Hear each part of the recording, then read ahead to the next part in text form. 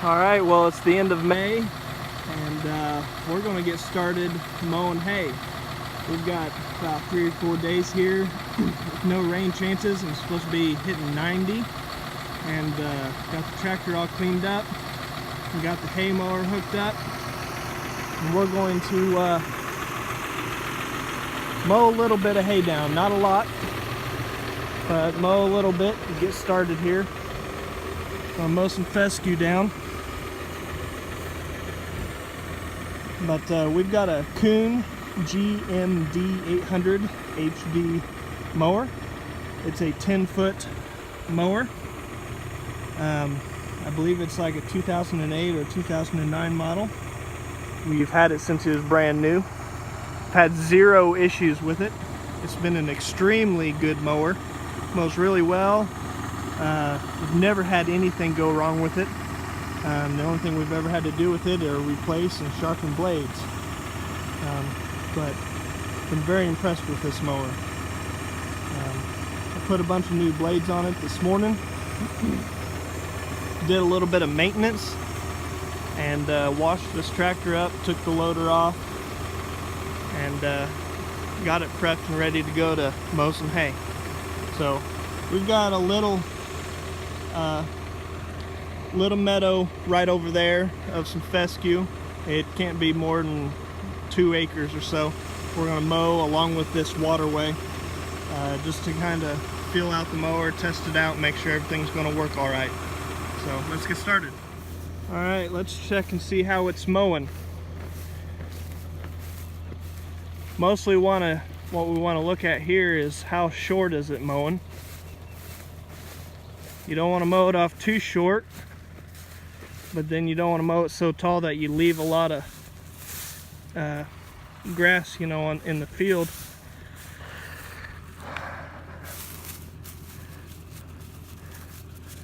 This is probably about 3 inches or so. You can still see there's still some green leaf down here. That's good. That will allow that fescue and that grass to bounce back and to start growing again. It's short enough that we're going to be baling up the majority of the plant growth, but not so short that it won't come back. So that looks pretty good. This little patch we usually just bale it up to clean it up. It's not very good quality. There's a prairie meadow that got taken over by fescue, and there's weeds and blackberry briars and all sorts of stuff out here. Kind of bale it up and use it as spare hay, extra hay, but it's a good place to get started, so we'll keep going. So for the first pass, we go around the edge, run the mower around the edge, mow a swath around the edge, and then we'll come back and we'll turn the other direction, and we will be mowing counterclockwise at that point. I'll show you here in a second. So now we've made our first pass around, and we're headed back the other direction. This would be, well, I lied earlier, this would actually be going clockwise. We would have been going counterclockwise beforehand. So run along, run that front tire kind of right next to the grass that hasn't been mowed, and that lines up the mower just right to make the second swath.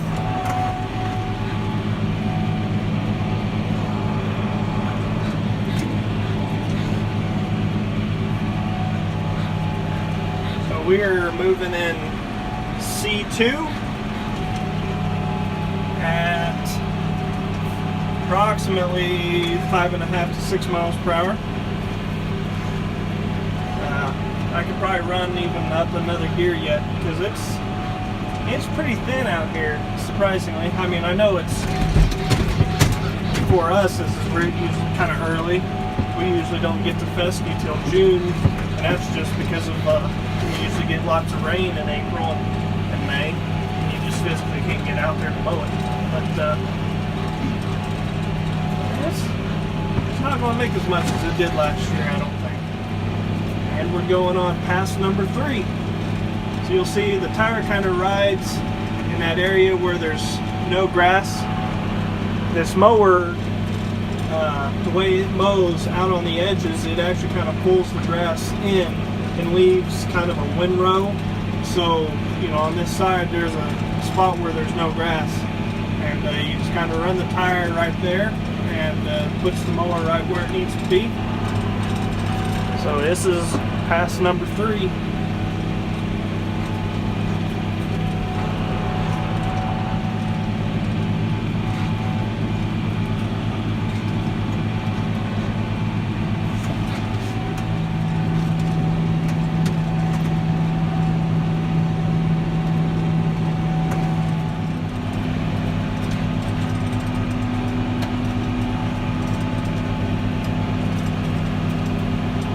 Well, we're almost done.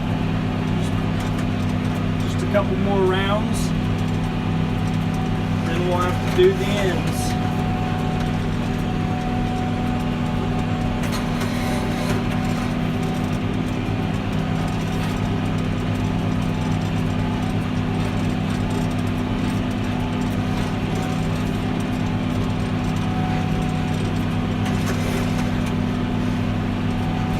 Might ask why I skipped that right there. There's a big wash, big hole right there that I don't really want to drive in.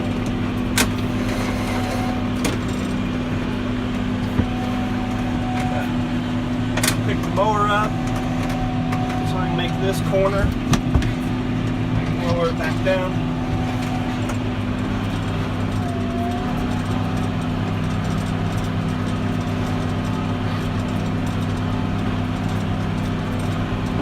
Little patch usually makes around 7 bales. I imagine it'll probably make more like 6, would be my guess this time. I mean, it's a little earlier, just the grass is short this year. That's our 10 acres of crabgrass. That was wheat. We have spread crabgrass seed on it and fertilizer. And then we went over it with real lightly with a disc, kind of worked that in. We tried the rotary hoe and it just didn't work. There was too much trash for brush hogging the wheat, and it just plugged up the rotary hoe. Plus the rotary hoe was just so old and been sitting for so long that it just wasn't working properly. So we kind of gave up that idea and just lightly disked it instead. So you might wonder why I'm having to mow these corners like this. It's because when you turn with a 3-point mounted mower, you can't make a perfect corner. You have to actually kind of drive over some and leave little skips on the ends. So then you have to go back and mow those corners down, clean it back up.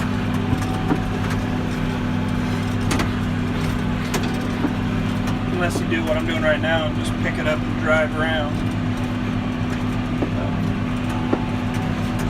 Alright, we're almost done. This is the last little bit, and then we're going to head to one of our main paved fields and I think at least mow one little patch. I don't want to mow too much down because there is a little bit of rain in the forecast, and mowing it now puts us baling it sometime during the week, which would have to be done after work. You know, since this isn't our full-time jobs for my dad and I, we'd have to do it after work, and there's only so much you can do after work. So. Alright, let's go get this mower ready for transport.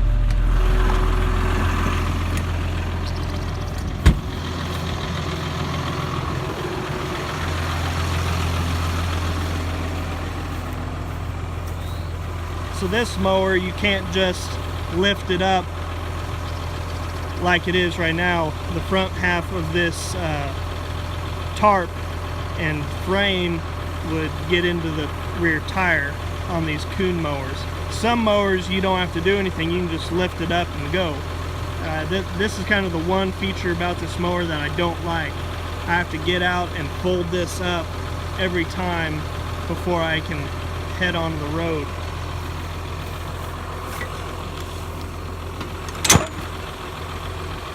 So it just folds up like that. Now I can fold the whole thing up and head down the road.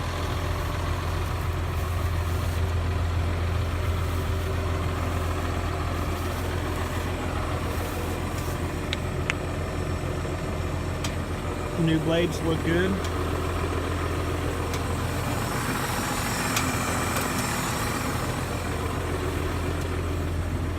All right, I'll head back to the farm.